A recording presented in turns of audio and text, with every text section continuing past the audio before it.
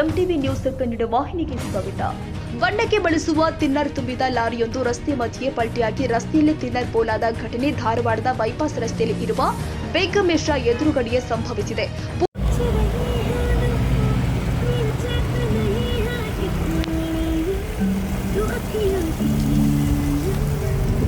ಪುಣೆಯಿಂದ ಬೆಂಗಳೂರು ಕಡೆಗೆ ಈ ಟ್ಯಾಂಕರ್ ಹೊರಟಿತ್ತು. ಬೇಗಂ ಮಿಶ್ರಾ ಬಳಿ ಚಾಲಕನ ನಿಯಂತ್ರಣ ತಪ್ಪಿ ಟ್ಯಾಂಕರ್ ವಾಹನ ರಸ್ತೆ ಮಧ್ಯೆ ಪಲ್ಟಿಯಾಗಿ ಟ್ಯಾಂಕರ್ನಲ್ಲಿ ಇದ್ದ ತಿನ್ನರ್ ರಸ್ತೆ ಮಧ್ಯೆ ಸುರಿದಿದೆ. ಈ ತಿನ್ನರ್ಗೆ ಪೆಟ್ರೋಲ್ನಂತೆಯೇ ವೇಗವಾಗಿ ಬೆಂಕಿ ತಗುಲುವ ಸಾಮರ್ಥ್ಯವಿದ್ದು ಸ್ಥಳದಲ್ಲಿ ದೊಡ್ಡ ಮಟ್ಟದಲ್ಲೇ ತಿನ್ನರ್ ಬಿದ್ದಿದೆ. ಅಲ್ಲದೆ ಟ್ಯಾಂಕರ್ನಿಂದ ತಿನ್ನರ್ ಹೊರಬರುತ್ತಲೇ ಇದೆ. ಆದರೂ ವಾಹನ ಸವಾರರು ಅದೇ ರಸ್ತೆಯಲ್ಲಿ ಸಂಚರಿಸ್ತಾ ಇದ್ದಾರೆ.